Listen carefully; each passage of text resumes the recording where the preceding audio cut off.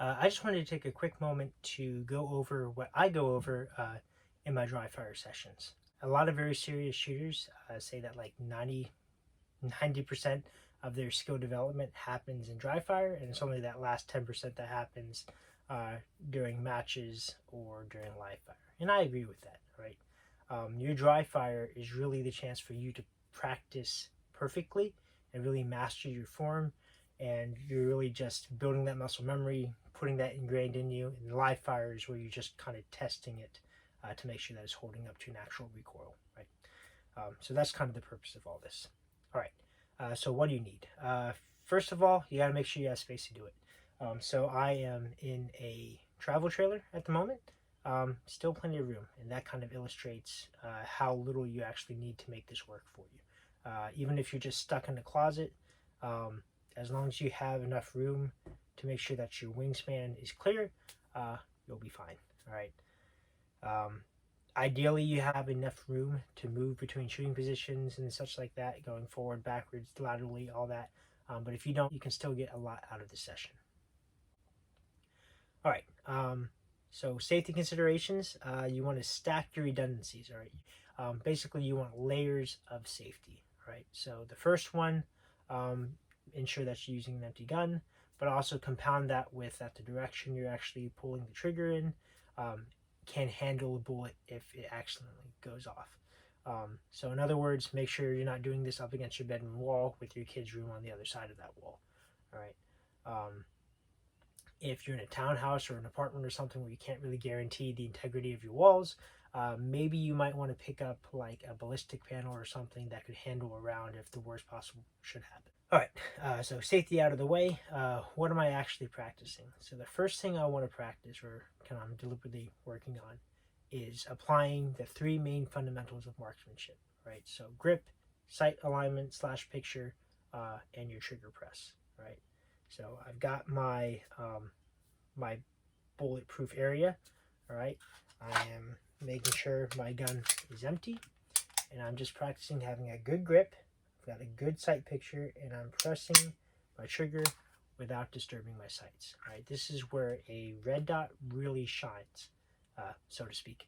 Um, Basically, a red dot on a handgun really exacerbates all movement, so you kind of give the shooter, it gives the shooter uh, some extra feedback to ensure that their form is perfect, that their trigger press is perfect, that their grip is supporting them being able to pull the trigger without disturbing their sights, right?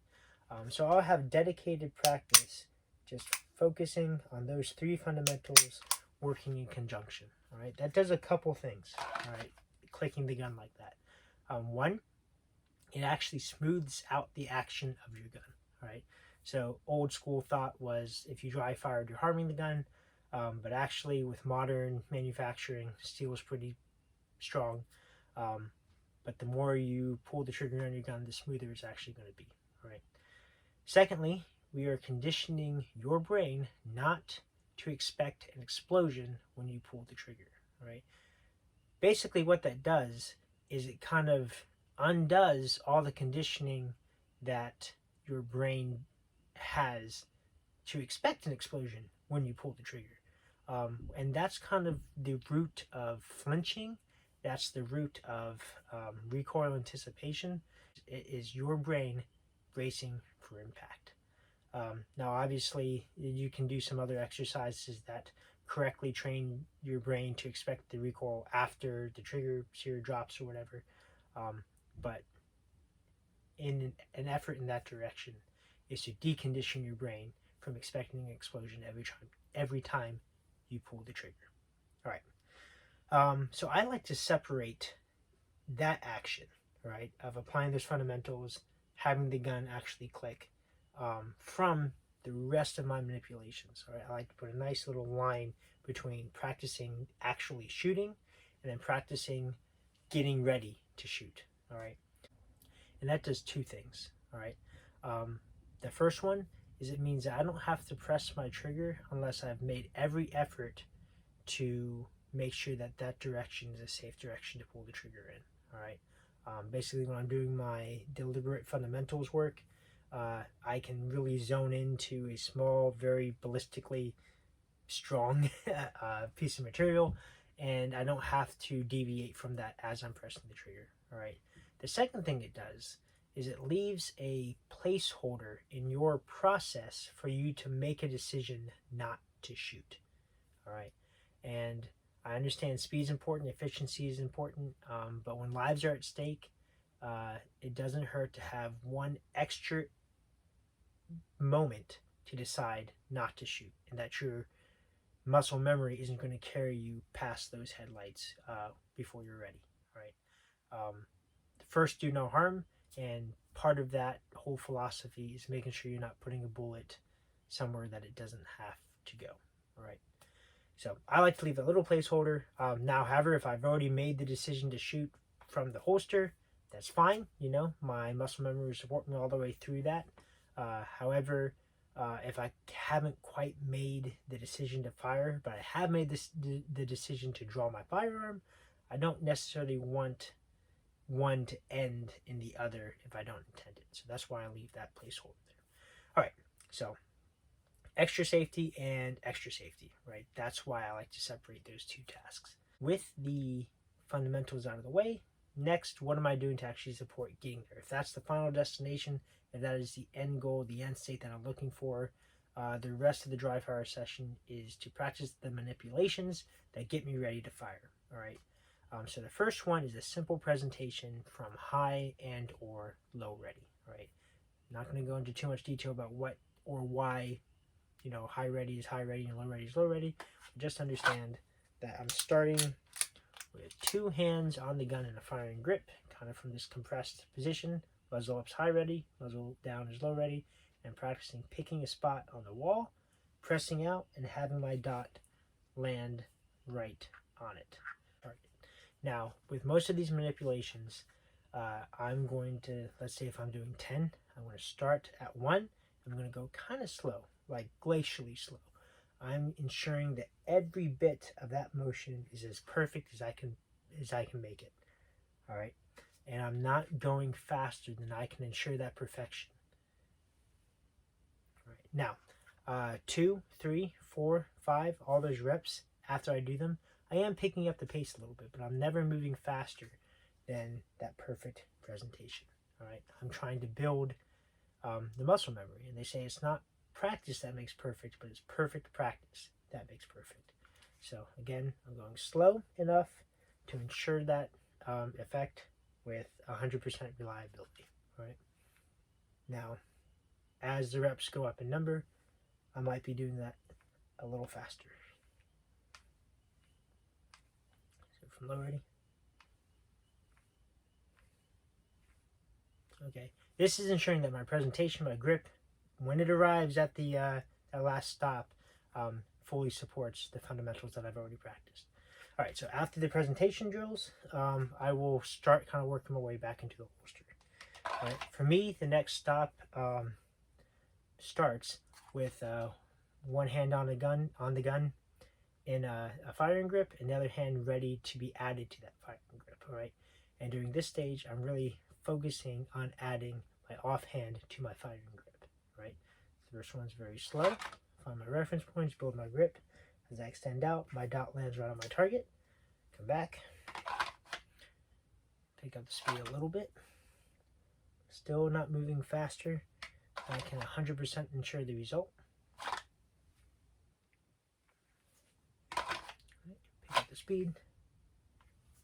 For that one, I had to make a little correction on my presentation, so I should probably slow it down until I can assure it with 100%. Now I'm doing this from a duty holster. You absolutely do the same thing from concealment. You're starting this portion with the garment clear, hand on the gun, and you're just practicing building your grip. All right, next up, so I kind of done my 10 reps on that. I'll practice, if I'm going from concealment, I'll practice actually clearing that cover garment. If I'm practicing from a duty holster like I am now, I'm going to practice clearing that retention device on the holster. All right, so again, start off slow. I'll change this up a couple times. I'll do a couple from interview stance, a couple from a touch index, maybe a couple from a surrender position. All right, just kind of mix it up a little bit. So the first one's super slow, right? defeat the retention device, get a master grip, draw out, drop my elbow, add my second grip, reach out, extend. Okay. Now let's go a little faster.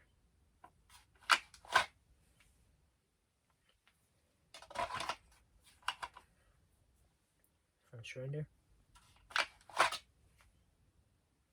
Now, another tool that's actually really helpful with dry fire is a shot timer, all right?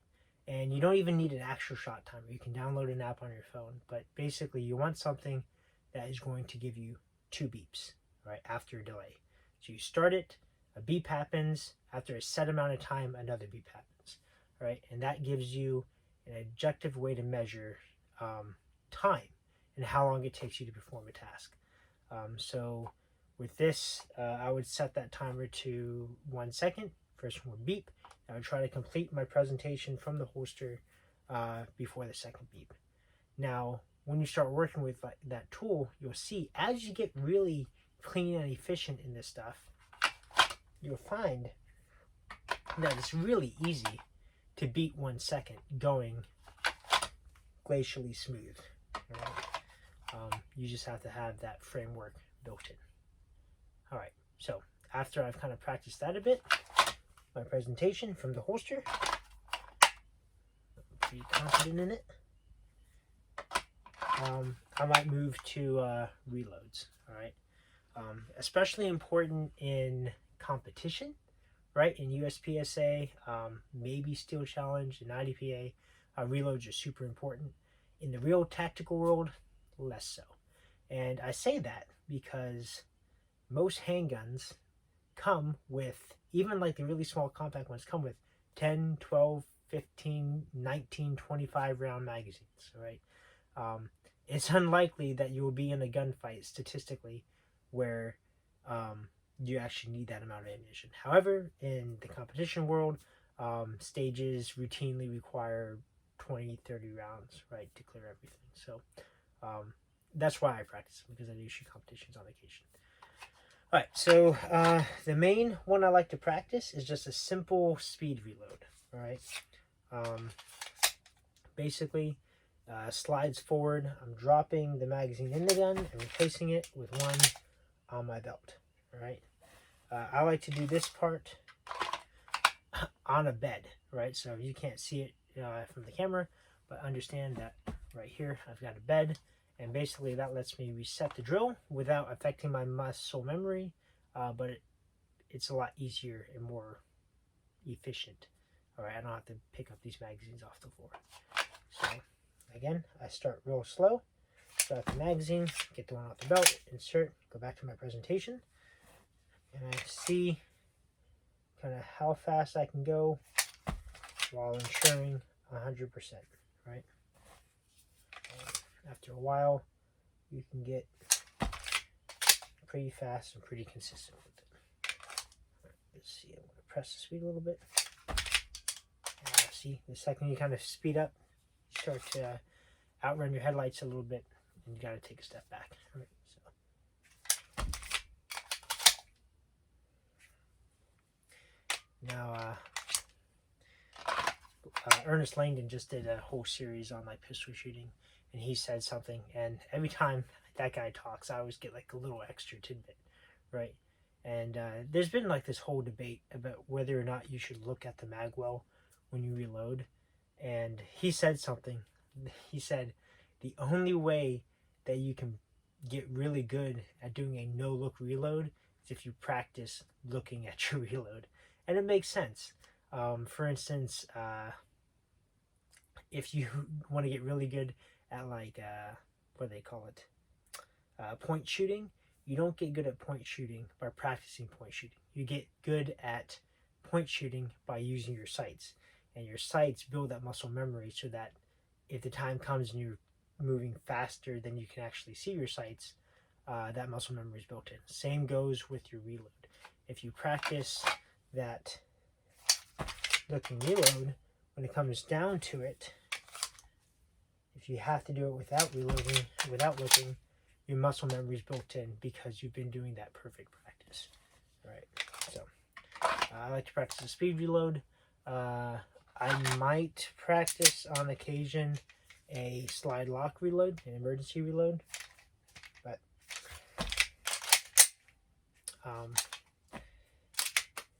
it just doesn't come up that often in competition shooting. And if it comes up in like tactical shooting, you've kind of messed up. All right, you're supposed to be managing your ammo better than that. Anyway, so I like to practice all the reloads. That's a speed reload, kind of competition based. You also have a tactical reload where you're swapping magazines but retaining it, facing on the belt, and then the slide lock. So those 3 reloads I like to practice. Next, I will throw in a double feed malfunction. The reason why I like throwing that in is I was actually in a class once, and I was backing, we were doing a firing while retreating drill, and the gun malfunctioned while I was doing it, and just with the instructor pulling me back on it when I was shooting, I kind of froze and didn't quite know how to fix it. I knew how to fix it, but at that moment I didn't know. So the instructor talked me through it while it was happening. I'll roll footage in there to show that. But since then, I kind of just decided that that wasn't going to happen to me again. So to kind of prepare for that, when I'm doing dry firing, especially if I have dummy rounds available, I will throw one of those in there so that if I ever end up in that situation again, oh, I know how to fix it. And I'm good to go. All right. Lastly, I like to practice transitioning between multiple targets. All right.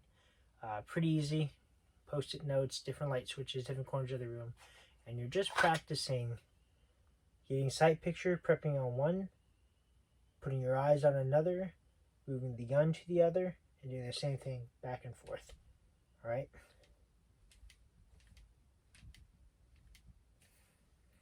Seems kind of silly, but you're just practicing. All right, there's a target. Boom, I'm already looking for the next one, driving the gun to it. Boom, looking for the next one, going back, and sort of practicing looking and then moving the gun to match your eyes. All right, this ended up being a little longer than I was hoping it would be, but that was just kind of my breakdown on what I like to run in a dry fire session. So I hope you found it helpful or entertaining. Or arousing. No, sorry. Hope you found that entertaining. Hope you found it helpful. If you have any recommendations or comments, feel free to drop them below. But yeah, anyway, stay safe and take care.